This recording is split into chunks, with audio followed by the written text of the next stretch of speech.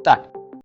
Welcome back guys. Now in this video let's discuss about the growth hormone. So you all know growth hormone is a peptide hormone and it's also anabolic hormone. Okay, it's a peptide hormone and it's anabolic hormone. Anabolic hormone means it helps in the protein synthesis, okay, anabolism, building up the body. So now in previous videos, in the basic videos, I have explained you how growth hormone is produced. Let me go back and let me show you. Say here there is a nucleus, okay, this orange color nucleus. What this orange color nucleus is releasing? Same, this nucleus is releasing the growth hormone releasing hormone. When the growth hormone releasing hormone coming down and stimulating the somatotrophs, when it comes and stimulates the somatotrophs, now the somatotrophs are going to release the growth hormone. So this is how the growth hormone is released. Now once the growth hormone is released, what this growth hormone is going to do? Let me tell you, see, growth hormone, it will show its functions, but some of the growth hormone will also go and act on liver. Okay, growth hormone, it will also go and act on the liver. Now what this liver will do? Liver is going to produce a substance called as insulin-like growth factor 1, also called as the somatomedian C. So now what I am trying to say, growth hormone, it will directly show some actions in our body. Okay, it's going to do protein synthesis, lipogenesis, it will do some things. Okay, lipolysis, not lipogenesis, lipolysis. Growth hormone, it will do some functions, it will show some direct actions. But growth hormone, when it goes and acts on the liver, because of this stimulation, liver will produce a molecule called as the insulin-like growth factor, also called as somatomedian C. Now what this somatomedian C will do? This somatomedian C, it will give the negative feedback for the growth hormone. Okay, it will try to suppress the growth hormone levels. Okay, so this is the one point which I want you to know. Next step, in our body, directly growth hormone will show certain actions, and this insulin-like growth factor also have certain functions in our body. So there are direct actions of the growth hormone and there are indirect actions of the growth hormone which are mediated by the insulin-like growth factor 1. So that's what I am going to discuss here, actions of growth hormone. Now what are the direct actions? What growth hormone is directly doing to our body? I have told you it's an anabolic hormone. So growth hormone, see, it is acting on our cells and makes, see, it is acting on the cells and trying to decrease the glucose uptake by the cells. Whenever there is growth hormone, do you know exactly what happens? Growth hormone decreases the insulin sensitivity. Growth hormone decreases the insulin function. So our cells will take more glucose or less glucose. Whenever there is normal insulin, insulin will help in the uptake of the glucose into the cells. Insulin causes the movement of the glucose into the cells. So what I am trying to say here, in the presence of growth hormone, what is happening to the insulin sensitivity? The insulin sensitivity decreases. So you can say the insulin action decreases. So what will happen to the blood glucose levels? The blood glucose levels are going to rise. So always remember, the growth hormone is a hyperglycemic hormone, means it increases the blood glucose levels. How? I have told you one reason, decrease the insulin sensitivity. One more thing I am saying here, I am not writing but still try to remember, growth hormone causes the glycogenolysis in the liver. What growth hormone will do? It will cause the glycogenolysis, means breakdown of glycogen. So whenever the glycogen is getting broken down, what will happen to the blood sugars? Again increases. So always remember, the growth hormone is a hyperglycemic hormone, it increases the blood sugar levels. Next, what about the protein synthesis? You know, growth hormone is an anabolic hormone. So it's trying to build our body, it's trying to increase the protein synthesis, it makes our muscles look bulky. Okay. And what about the lipids? Fat metabolism, lipolysis. So the three important things, glycogenolysis in the liver, glycogenolysis leading to increase of blood glucose levels, protein synthesis and lipolysis. So these three things are regarding the carbohydrate, protein, fat metabolism. And every student knows that growth hormone is going to cause the growth of our bones. It's going to stimulate the epiphyseal growth, increases the epiphyseal growth, so that the person is going to increase in the length. Okay, the height of the person will increase. Next, then what about the indirect actions of the growth hormone? So indirect actions, they are mediated by what? Indirect actions are mediated by insulin-like growth factor 1 or somatomedian C. I have told you, growth hormone, when it acts on the liver, see, growth hormone, when it acts on the liver will produce a molecule called as a somatomedian C or insulin-like growth factor 1. Now what it will do? See, in the name itself it is there, it's a insulin-like. It's insulin-like, means it functions like insulin, so it will try to decrease our blood glucose levels. So growth hormone, directly it wants to increase the blood sugar levels, but indirectly with the help of the insulin-like growth factor 1, it can decrease the blood sugar levels, depends on what is the situation in the body, depends on what's happening in the body. Growth hormone can either increase the blood glucose levels or it can decrease the blood glucose levels directly or indirectly. Okay. Next, growth hormone is causing the lipolysis, but insulin-like growth factor 1, it is causing anti-lipolysis. It can stop the lipolysis. Next up, both growth hormone as well as the Insulin-like growth factor, see certain things are common between them. What are they? Epiphyseal growth. Both are helping in the epiphyseal growth and both will help in protein synthesis. This is something common between them. Done. Next, this is the image-based question which was asked in the NEET-PG exam. This image-based question was there. You can clearly see there is a hormone. What they are asking? What is this hormone? The hormone which shows this pattern. See, the hormone is spiking after taking a meal, protein meal especially. Again, the hormone levels are increasing after exercise. And the hormone levels are peaking up during deep sleep, especially NREM stage 3 and 4 sleep. So what is that hormone which is going to rise during exercise, after eating protein meals and after sleeping? So what is this hormone? The answer is growth hormone. So you should know what are the conditions in which the growth hormone levels are elevated and what are the conditions in which the growth hormone levels are decreasing. Okay. So let me write those conditions for you here. See the conditions where the growth hormone level increases and the conditions where the growth hormone level decreases. Try to understand. See, conditions where growth hormone levels increased by or increased during. Think logically. When do you require growth hormone? Growth hormone will increase our blood sugar levels. So whenever my blood sugar levels are going down, in all those conditions, we require the growth hormone because growth hormone can maintain my blood sugar levels, can increase my blood glucose levels. So always remember, any hypoglycemic conditions, we require the growth hormone because growth hormone can increase our blood sugar levels via glycogenolysis. So first remember, hypoglycemic condition. See, all hypoglycemic conditions can increase the growth hormone. Next, fasting. I am asking you, see, whenever you are doing fasting, you require the glucose, right? So, in fasting conditions, what happens in our body? You know, during fasting conditions, glucagon is produced from pancreas, ghrelin is produced from pancreas. So, you can say fasting conditions, like during fasting, there is production of the glucagon or production of the ghrelin hormone from the pancreas. So, fasting, ghrelin, glucagon, all of them, they will stimulate the release of which hormone? Growth hormone. Growth hormone, what it will do? It will maintain my blood sugar levels. And conditions like exercise, which is nothing but a stress on the body. Okay. So, if they use the word exercise, stress or trauma, again which hormone levels increases? Again growth hormone level increases. Next, after eating protein meals.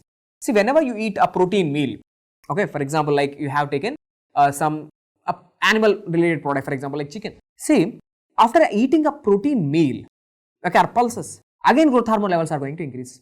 Why do you think the growth hormone levels are increasing? Because you tell me, the day you are taking the protein meals, you are having rich amount of amino acids in your blood. And what you should do with these amino acids? You have to produce your own proteins, right? Protein synthesis should happen. So the day you take protein meals, the amino acids, whatever are there in your blood, the amino acids will stimulate the release of the growth hormone, and this growth hormone helps in protein synthesis. It's anabolic hormone, right? It helps in protein synthesis. Next, during sleep, okay, especially in NREM stage 3 and 4, especially during the deep sleep, again growth hormone levels increases. Okay, you can remember like sleep is also a kind of fasting, right? For 8 hours or 10 hours if you are sleeping, it's also a state of fasting. You are not eating anything. You need to maintain your blood sugar levels. So during sleep, especially during NREM stage 3 and 4, the growth hormone levels are going to increase. And steroid hormones like androgens, estrogens, they will also increase the blood sugar levels. So you have to remember all this list because very, very important for your exam. So again, tell me what are the conditions where the growth hormone levels are increasing? All hypoglycemic conditions, exercise, ghrelin, fasting, ghrelin, glucagon, exercise, stress, trauma, after eating protein meals, sleep, especially deep sleep, that is stage NREM 3 and 4, and steroids like estrogens and testosterone can increase the growth hormone levels. Now, exactly opposite. When do you think your growth hormone levels are going to decrease? Sir, whenever you want glucose, you require growth hormone. But already when you are in hyperglycemic condition, let's say diabetes, in hyperglycemic conditions, do you require growth hormone? No. So hyperglycemia decreases the growth hormone. So look at here, hyperglycemia decreases the growth hormone. Have I taught you somatostatin, also called as a growth hormone inhibitory hormone? Growth hormone inhibitory hormone. Okay, it will decrease the growth hormone production. Okay. Next, during REM sleep, in NREM sleep, I have taught you the growth hormone level increases, but during REM sleep, it will again comes down. Okay. So REM sleep decreases the growth hormone. Next, cortisol or free fatty acids. Now you tell me, sir, cortisol is what kind of hormone? Cortisol is a catabolic hormone. So cortisol is going to cause catabolism. Try to understand. So the point here is, whenever there is catabolism happening in your body, do you want an anabolic hormone to be present? No, we don't want anabolic hormones then. So in catabolic states, cortisol is there. So cortisol will inhibit the anabolic hormone production. So cortisol or free fatty acids, they are seen during catabolism, guys. So they will also decrease the growth hormone levels, because both are opposite. Growth hormone is an anabolic hormone, cortisol is a catabolic hormone, both are opposite action. Okay, so done. With this, what we have completed? We have completed the conditions where the growth hormone level increases and the conditions where the growth hormone level decreases. Now let's see the growth hormone abnormalities. Look here, growth hormone abnormality means excessive growth hormone can lead to certain problems. No growth hormone, deficiency of the growth hormone can lead to certain problems. Look, first let's see growth hormone deficiency. In our body, growth hormone is not there when from childhood onwards. So what do you think will happen? Growth hormone is not there. So do you think that child can ever grow? No. So that condition is called as a dwarfism. So in dwarfism, do you think the child can grow? No. There will be stunted growth. Stunted growth. The child cannot grow. And what do you think will happen to his blood sugar levels? His blood sugar levels are going to be less because growth hormone is not there. Growth hormone maintains the blood sugar levels. Whenever the growth hormone is not there, the blood sugar levels are going to be less. There is hypoglycemia. So how to treat this condition? Simple, recombinant growth hormone injections. Next, what if there is excessive amount of growth hormone? Exactly opposite. Here there is a deficiency. Here I am talking about the excess growth hormone. Now during childhood, okay, from the childhood onwards, if there is excessive growth hormone, the child is going to grow excessively. He is going to be so tall. Okay, the child is going to become like 7 foot tall or 8 foot tall. So this condition is called as a gigantism. Okay, gigantism. Okay, the child is going to be 8 foot tall. Next, the same child, so he is going to become adult, right? Now, do you think he will grow continuously? He will become 9 foot, 10 foot, something like that? No, he won't. So when the same child who is suffering with the gigantism, okay, once he become adult, now the length of the bones will not increase. Now the thickness of the bones will start to increase because of this excessive growth hormone. Now there is increase in the thickness. So this condition is called as acromegaly. So in adulthood, it can lead to acromegaly. Okay. So in children, there is a gigantism. In adults, A for A, in adults there is acromegaly. Now what are the clinical features do you think will be seen in this gigantism or acromegaly? In gigantism, the boy is going to be tall, but most important thing is regarding acromegaly. Because of the increase in the thickness of the bones, what do you think will happen to his skull bone size? It's going to be big. So there will be prominent forehead. Okay, there is prominent forehead called as a frontal bossing. You can say the patient is going to have frontal bossing. See, frontal bossing, prominent forehead. What do you think will happen to the hand size? Okay, and the foot size? You can say the glove size, the hat size, and the boot size is going to be increased because of the increase in the size, okay, of the bones. So there is increased hand size and foot size. In your exam, they might say there is increase in the glove size or the foot size or the hat size. Next, because of the excessive growth hormone, the organs, there will be organomegaly also. The size of the organs will be more. Okay, especially noticeably, you can see the size of the tongue is going to be very big. There is a thick fleshy tongue. Okay, there is large fleshy tongue. And while sleeping, this tongue, it will fall back. It might roll back and it can cause the obstruction to the airway. So that can lead to sleep apnea. Okay, that can lead to sleep apnea, means while sleeping that can lead to apnea. Okay, difficulty in breathing. Next, there is a prominent jaw. You can see a prominent jaw. Okay, enlargement of the mandible, that is called as a prognathism. And these patients can also suffer with the carpal tunnel syndrome. Why? Why carpal tunnel syndrome? See, here there are carpal bones and those carpal bones are forming a tunnel. Now you tell me this tunnel, it's a space, right? It's a space. This tunnel is a space formed by the bony arch, these bones. Now you tell me, in acromegaly, what happened to the thickness of the bones? The thickness of the bones will increase. When the thickness of the bones increases, what do you think will happen to the lumen size? What do you think will happen to the tunnel size? It's going to decrease. So whatever passing through this carpal tunnel, okay, whatever the structures which are passing through the carpal tunnel, they will be compressed. So that can lead to carpal tunnel syndrome. So which nerves actually passes through the carpal tunnel? It's a median nerve. So the median nerve which is passing through the carpal tunnel, it will be entrapped, it will be compressed, leading to the symptoms. So the patients, yes, they will suffer with the carpal tunnel syndrome. And these patients will also have galactorrhea. Why? Because I have taught you twin hormone concept. Whenever the growth hormone levels increases, as in acromegaly, whenever growth hormone increases, prolactin also increases. Okay, I have told you, prolactin and growth hormone, they are twin hormones. So usually whenever growth hormone increases, prolactin also increases. So now because of the increase in the prolactin, these people, especially females, these people will have the galactorrhea, abnormal milk production. So now you tell me how to treat this condition, acromegaly or gigantism. How to treat this? Either you can decrease the growth hormone production. Okay, there is excessive amount of growth hormone, right? What you can do, you can decrease the growth hormone production, or you can inhibit the growth hormone receptor. You can block the growth hormone receptor. So tell me how to decrease the growth hormone production. See, treatment of acromegaly. Okay, what you can do, you can decrease growth hormone production. Decrease growth hormone. How to decrease the growth hormone? By giving drugs like octreotide.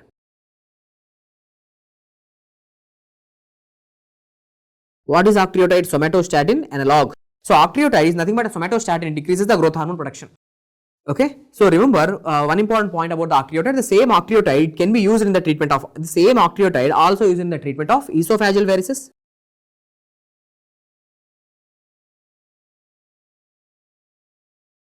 Okay, it can be used in the treatment of the esophageal varices. And the same octreotide, it can be used in the treatment of secretory diarrhea, a condition called secretory diarrhea.